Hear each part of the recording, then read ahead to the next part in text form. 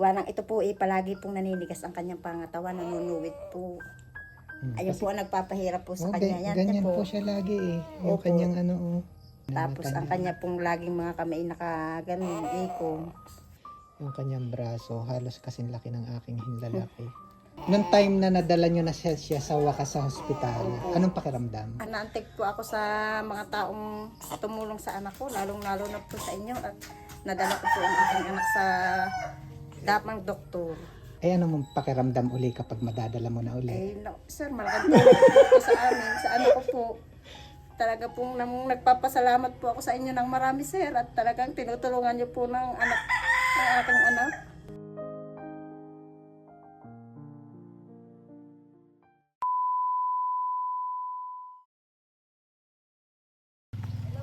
Kala ko'y naligaw ako. Saan po dapat kayo punta? Sa inyo? Kala ko'y naligaw ako ng Opo. ano, ng way. Hello, baby. Hello, baby, si sir. At Binibisita ulit tingin-tingin ikaw. Hello, baby Zoe. Payat-payat mo, baby, oh. Nagkaroon po ng trangkaso, sir. Lagnat po, ubot sipon. Ay, okay na siya ngayon. Okay na po ngayon. Ubo na lang po. Ay, parang may sipon pa rin. Opo, ubot sipon po. Tinarangkaso po kami At lahat. tinarang kaso kay lahat. Opo, sakit po ng ulo. Nakigayak pa kayo sa akin. May nga po, nilahat. Isang linggo ako nagpahinga kaya hindi muna ako Ay, nalabas. kami rin po, sir. Siniguro ko muna okay ako. Ngayon po, di, ubo na lang po si baby, si Paul. Itong bahay na to kanino? Sa inay po. Ang inyo, Doon po yung sa, ayun kabila. pong, opo, sa inay. Si Baby Zoe, tayo sa inyo. Si Tayo sa sir. inyo, baby Zoe. Doon tayo sa inyo. Aba, galit eh. Naungot. Uwi ng bahay. Naungot. Hello, baby. Maulan din dito, no? Opo, Putik na kanina putik. po may kaulan. Sobrang kaulan po.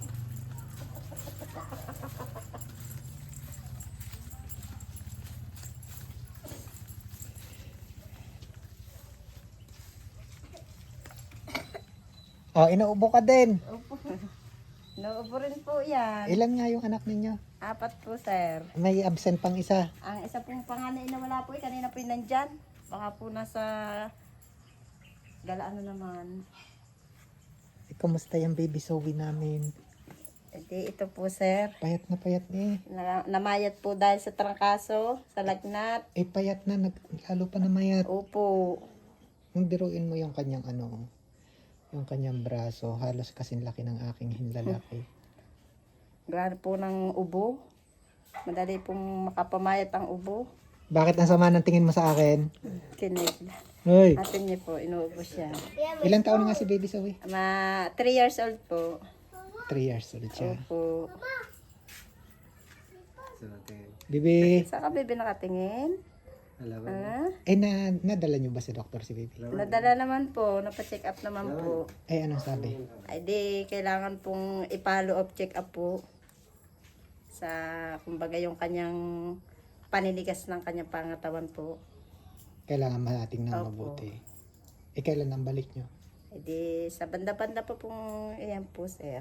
Yung sa, Pag may awa po uli yung sa ang Diyos. banda-banda na yun, kailan yan? Ay di, pag po may pera na po uli, parang kahirap po, sir, lumakad ng wala eh. Sadya pong pakahirap po.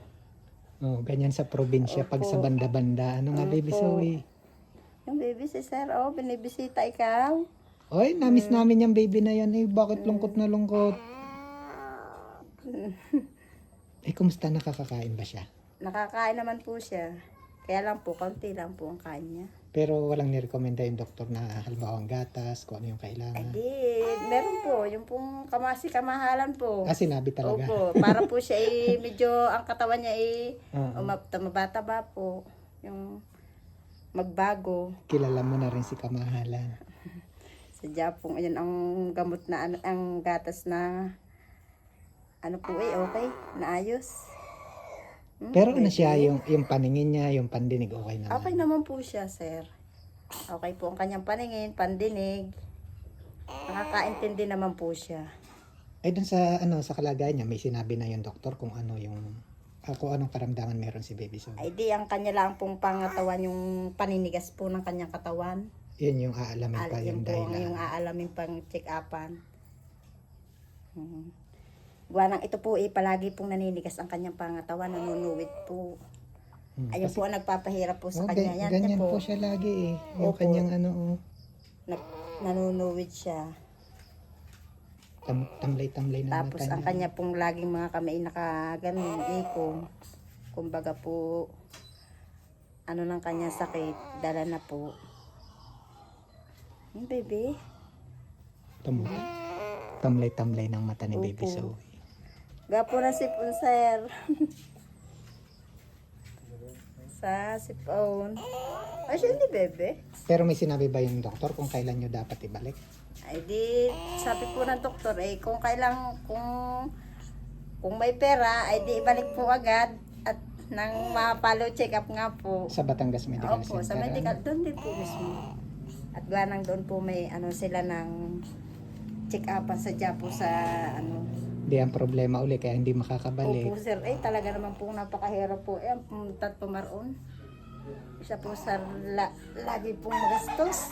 Eh di ba nung visit ko sa noon, sabi mo, ang tagal na talagang yun lang yung problema, hindi nyo talaga Talaga madala. po, sir. At Nung time na nadala nyo na siya sa wakas sa hospital, Opo. anong pakiramdam? ano ko po, sir, napakalaking ginhawa po sa akin. At talaga pong para po sa akin kalooban, para po ang aking, limok na po ako sa naantig po ako sa mga taong tumulong sa anak ko, lalong-lalo na po sa inyo, at nadala ko po ang aking anak sa dapang doktor.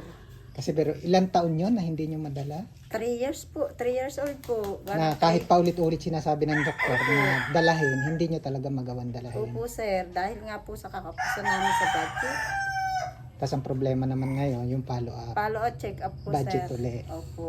Talaga pong gagawin na po namin ang lahat. Nang maging ayos naman po ang baby namin. Eh ano mong pakiramdam uli kapag madadala mo na uli? No, sir, malaking tulong po sa amin. Sa ano ko po. Talaga pong nagpapasalamat po ako sa inyo ng marami, sir. At talagang tinutulungan niyo po ng aking anak. Yan, ito Na at hindi po namin maipagamot siya dahil po sa kawalan niya. ito ay 4,000 mula din sa mga Maraming kababayan salamat natin. po, sir, sa inyo. Pa-double check uli. Kaya mong Nagpapalo bilangin. check up na po namin ang aming Yan, 4,000 uli. 4,000 po, sir. Baby, may pan-check up ka na. Yan, at tayo magte-thank you uli. Tulad ng like ko sinasabi, wala naman talaga ako na ibibigay. Ang tunay na tumutulong ay katulad ni na yan, 4,000 pesos from Ate Charlotte and Kuya Kyle. Yan, para daw po makatulong dun sa pagpapagamot ni Baby Zoe. And syempre maraming salamat din kay Ma'am Charity for making this visit possible. Sila yung dahilan kaya meron ako na ibigay sa inyo ngayon. Opo. Maraming salamat po sa nag-sponsor po sa aking anak. Kay Ate Charlotte po and Kuya Kyle po. Maraming salamat po sa inyo. Sana po marami pa po kayong matulungang bata na may sakit tulad po ng aking anak. Maraming salamat po sa inyo. Basta continue praying uli ha. Opo, sir. Sana marami pa rin makapansin kay Baby Zoe at matuloy-tuloy yung pagpapagamot. At sana mabili na si kamahalan Opo. mga Ginagawa kababayan. naman na po ng Diyos, sir, Oo. Talaga namang pong ang inyo pong ibinibigay talaga pong aming pinagpapaano sadya po sa bata at talaga pong naaawa na rin po kami sa aming bata sa kalagayan po ng aming anak. Baka po sakali na mapapagtulong-tulungan at tuloy-tuloy yung pagpapagamot. At sana mabili si kamahalan Opo. kasi malaking tulong po yung nutrition na makukuha sa Pediasure para magkalaman at gumanda po muli yung katawan ni Baby Zoe. Hindi. Gagaling na. Wawala na ubot si po na. Hindi.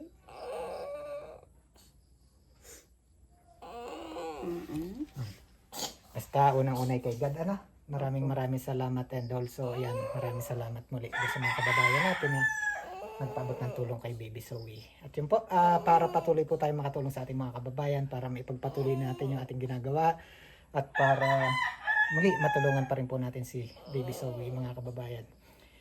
Please share this video po.